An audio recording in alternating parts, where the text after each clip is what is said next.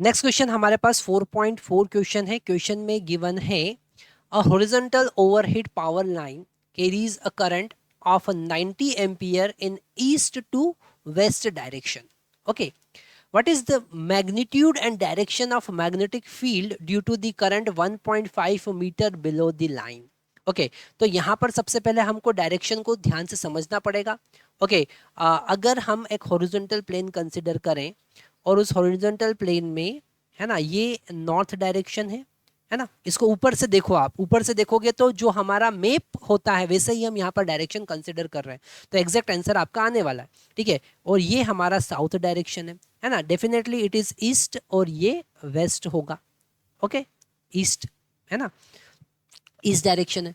और यहाँ पर अगर ऊपर की तरफ आप जाएंगे तो वर्टिकल अपवर्ड, और नीचे की तरफ आप जाएंगे तो वर्टिकली डाउनवर्ड, है ना, ये वर्टिकल अपवर्ड डायरेक्शन है और ये डाउनवर्ड डायरेक्शन है, वर्टिकली डाउनवर्ड डायरेक्शन है। ओके, अब यहाँ पर करंट जो फ्लो हो रहा है, वो ईस्ट से वेस्ट की तरफ फ्लो हो रहा है, ऐसा करंट फ्लो हो रहा है। ओके, ईस्ट से वेस्ट की तरफ फ्लो हो रहा है और इससे नीचे हमको यहाँ पर आना है, कितना नीचे आना है, इससे नीचे डाउनवर्ड हमको आना है 1.5 मीटर बिलो, है ना, 1.5 मीटर बिलो। तो हम अगर मैग्नेटिक फील्ड का मैग्नीट्यूड देखेंगे तो formula simple mu not I divided by 2πr हम यूज करेंगे, है ना।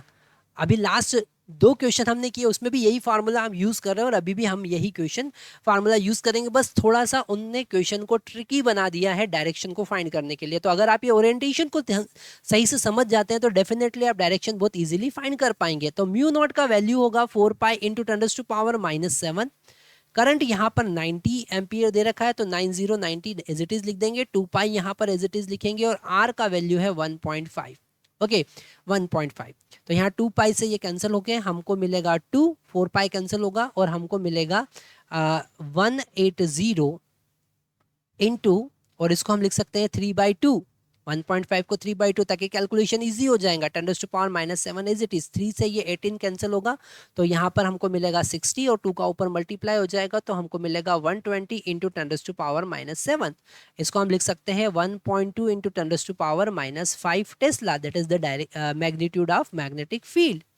अब अगर हम डायरेक्शन की बात करें तो आपको सिंपल सा Maxwell right hand thumb rule use करना है। यहाँ पर करंट की डायरेक्शन में फिंगर थंब को, राइट हैंड के थंब को रखना है और मैग्नेटिक फील्ड जो होगी वो हमारे फिंगर्स के सर्कुलेशन की डायरेक्शन में होगी। तो फिंगर ऐसा बाहर की तरफ यहाँ पर निकल रही है, जब नीचे वाले पॉइंट पे देखेंगे तो फिंगर कैसा बाहर की तरफ निकल रही है, तो मैग्नेटिक फील्ड की डायरेक्शन किधर होगी, ऐसा बाहर की तरफ। मैग्नेटिक फील्ड की डायरेक्शन कैसी होगी, साउथ डायरेक्शन में होगी, मैग्नेटिक फील्ड कुछ ऐसी होगी। तो आप लिख सकते हैं according to the Maxwell right hand thumb rule.